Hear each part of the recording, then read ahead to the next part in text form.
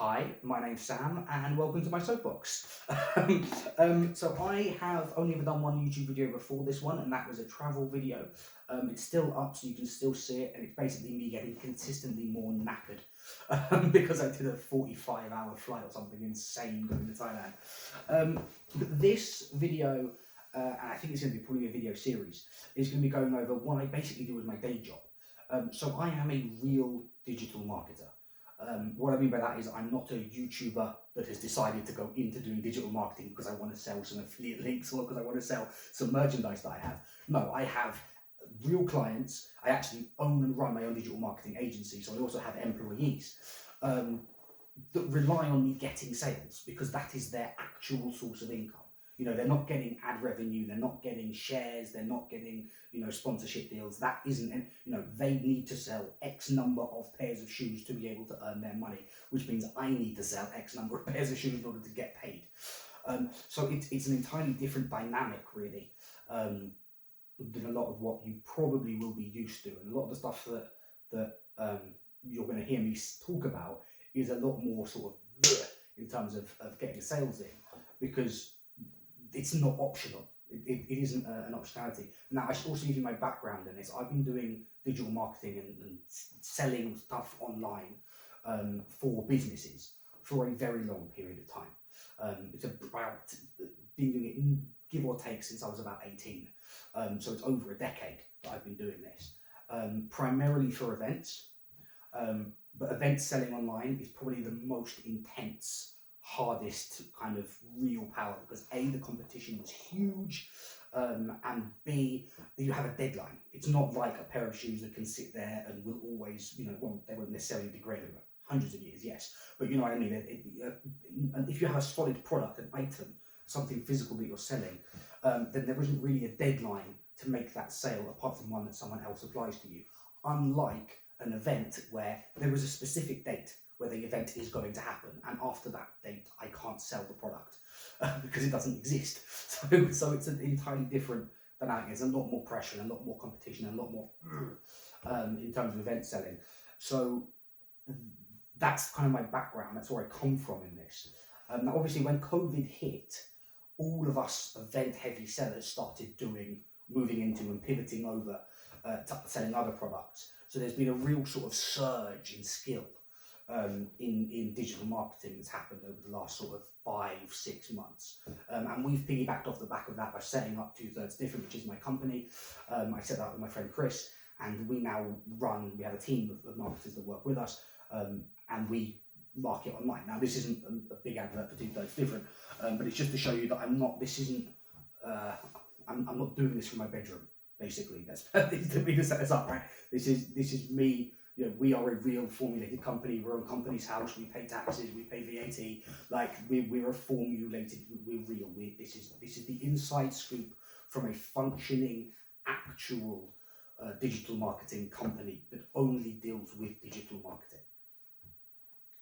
So, having got that out of the way, what is the main thing I want to talk about today? It's the thing that most people are skipping over in a lot of their digital marketing courses and a lot of the things they talk about, how to sell online, and one of the key things people talk about is retargeting.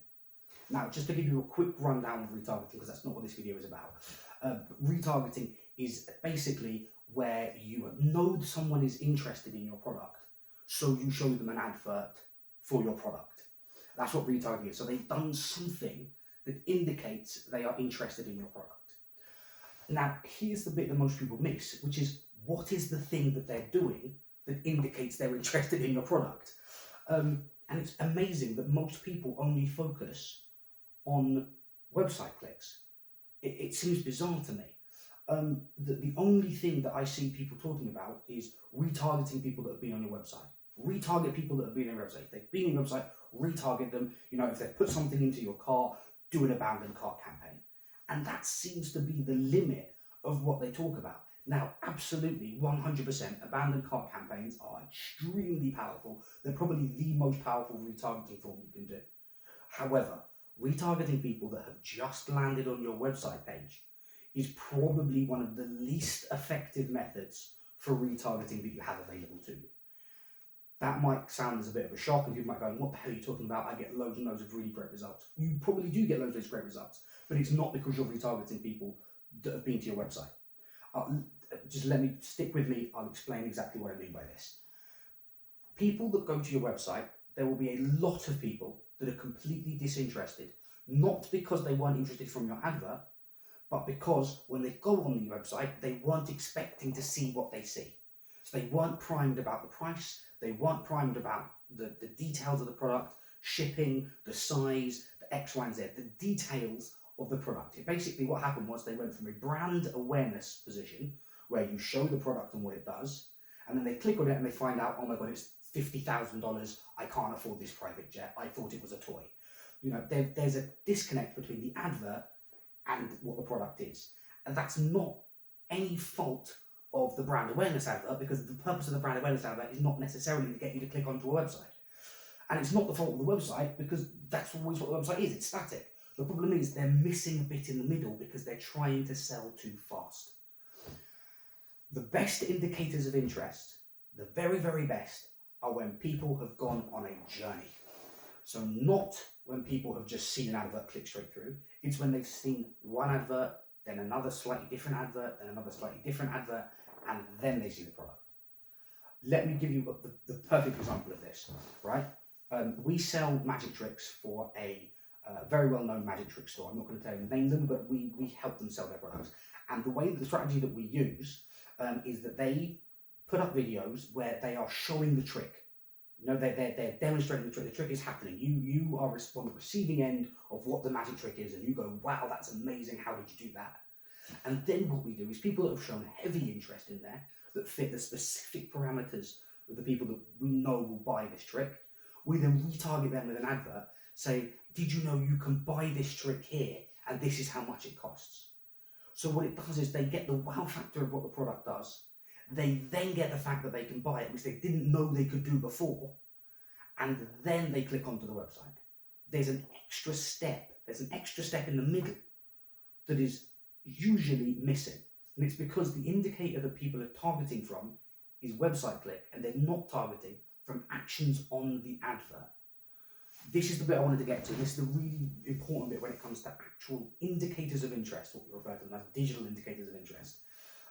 It's people watching the video the whole way through. I can target those people in Facebook. People that click the see more button on the description of the ad. I can target those people. There's optionalities in Facebook where you can click, target people that have clicked this ad. You can target people that have engaged in previous adverts. You can message the people that have commented on your adverts privately from your page. Those kinds of actions, that aspect of the ad often isn't covered in people that just talk about, oh, here's how you do retargeting. You retarget everyone that clicks their website. No, that's not. You will get a lot of people, you will get some sales from that, absolutely. But the drop-off is going to be astronomical compared to the drop-off of if you retarget people based on the actions of the original ad with an ad that's slightly better, slightly not better, but slightly further down the line, slightly further down the funnel, and then you get them onto the website. So, yeah, that's the main thing I wanted to say, basically, is when it comes to retargeting, its indicators of interest are absolutely key. Focus on them, make sure that you're, really exploring what those are, and what ones are open to you, what ones are open to you. So, for example, you can target people based on the length of the video they've watched. So, if you have a video that shows off 3 or 4 products, you can have the first 15 seconds of the video show off product X, the next 15 seconds show off product Y, the next 15 seconds show off product Z. And then what you can do is, if people have watched the video up to only into the first 15 seconds, then the next set of adverts that you target them are only targeting them based off of that product. If they've watched a bit of, the first video up to 30 seconds or 35 seconds, then I can kind of gauge, oh, okay, so they were interested in the first one, they were kind of interested in the second one, but it was the third product that they got disinterested. Let's show them a carousel ad that only contains those 2 products, and it contains them repeatedly. It's putting a bit more thought into the adverts than just retarget everyone based off a video view, because it just doesn't work. And it's one of those things, it doesn't work people then going to go, oh, well, Facebook adverts don't work. And actually they do work. It's just that you have to think a little bit further about the strategy. Basically, it's a little bit more complex than the simplification and the reductivist kind of view that's often put out there. There is a bit more to it. So that's the first little video that I'm putting out. That's my first little me ranting on a soapbox. The next video I'm going to be doing will probably be in about a week's time, and I'm going to show you. I don't want to give away too many tricks about digital marketing, but I'm going to give away quite a few. I'm probably going to end up giving away quite a lot of stuff.